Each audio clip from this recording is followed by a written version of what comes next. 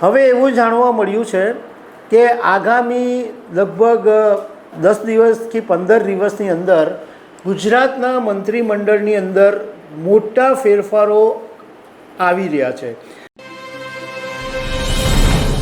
નમસ્કાર દર્શક મિત્રો, લોકસભા 2024ની જ્યારે ચૂંટણી હતી ત્યારે અમિત શાહ અને CR પાટીલે ધારાસભ્યોને એક એવી ચીમકી આપેલી હતી કે જો તમારા મત વિસ્તારની અંદર મત ઓછા પડશે, મતદાન ઓછું થશે અથવા કંઈ નુકસાન થશે તો તમારે મંત્રી પદ પણ ગુમાવવું પડશે એવી ચીમકી આપી હતી.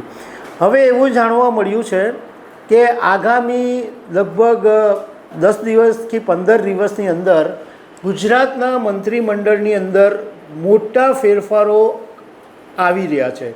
અને આ મોટા ફેરફારો એવા છે કે જે કેબિનેટ કક્ષાના મંત્રીઓ છે એમના પત્તા કપાઈ શકે છે અને બીજા મંત્રીઓ છે કે જે સક્ષમ છે અને પાવરફુલ મંત્રીઓ છે, એ પાવરફુલ નેતાઓ છે, એમને મંત્રીમંડળમાં સમાવવામાં આવી શકે છે.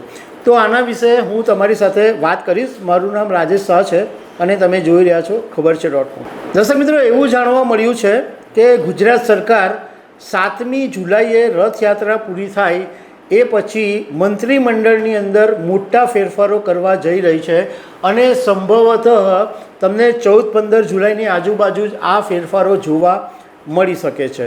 એવું કહેવામાં આવે છે કે ગુજરાત સરકાર આ વખતે એવો પ્રયાસ કરી રહી છે કે જે નવું મંત્રીમંડળ હોય એ યુવાનો અને સિનિયર નેતાઓનું મિક્સ હોય. એટલે એક ઉર્જા અને એક અનુભવ બંને સાથે હોય એવું મંત્રીમંડળ ભૂપેન્દ્ર પટેલની સરકાર બનાવવા માંગે છે એવું જાણવા મળ્યું છે.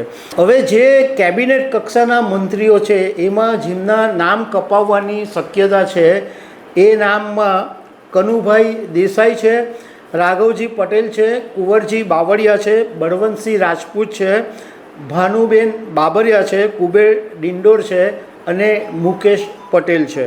અને રાજ્ય કક્ષાના જે મંત્રીઓ છે એમાં પરસોત્તમ સોલંકી અને ભીખુ પરમાર, આ બધા નેતાઓના પત્તા કપાઈ શકે છે એવું જાણવા મળ્યું છે.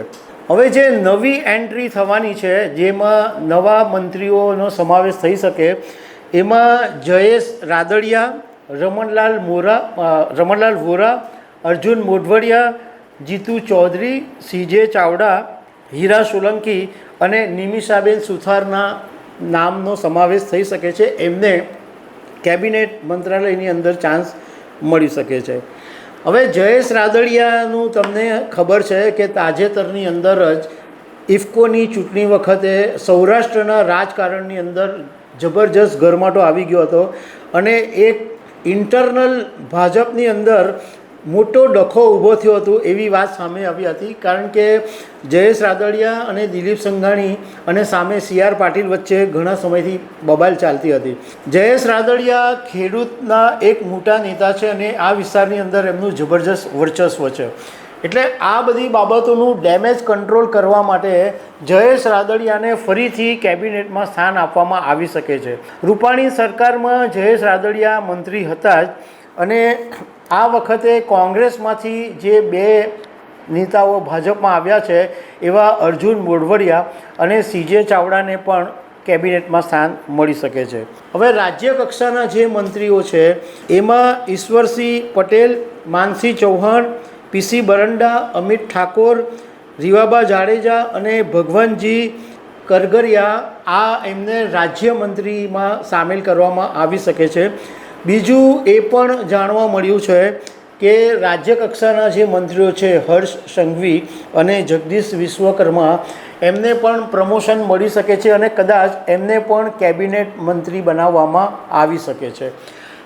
ટૂંકમાં એમ કહી શકાય કે ભૂપેન્દ્રભાઈ પટેલનું જે મંત્રીમંડળ છે જે લગભગ 1.5 વર્ષથી વિસ્તરણ કરવાની રાહ જોઈ રહ્યું હતું એ હવે ટૂંક સમયમાં જ એનું વિસ્તરણ જોવા મળશે અને એક મજબૂત મંત્રીમંડળ હશે એવું રાજકારણના જાણકારો માની રહ્યા છે. બીજું કે હવે આગામી દિવસોની અંદર જ્યારે ગુજરાતમાં ભાજપની મિટિંગ મળી રહી છે ત્યારે ગુજરાત પ્રદેશ પ્રમુખનું નામ પણ જાહેર કરવામાં આવી શકે છે. તો દર્શક મિત્રો, આવી અનેક વાતો સાથે અમે તમને મળતા રહીશું. Thank you very much.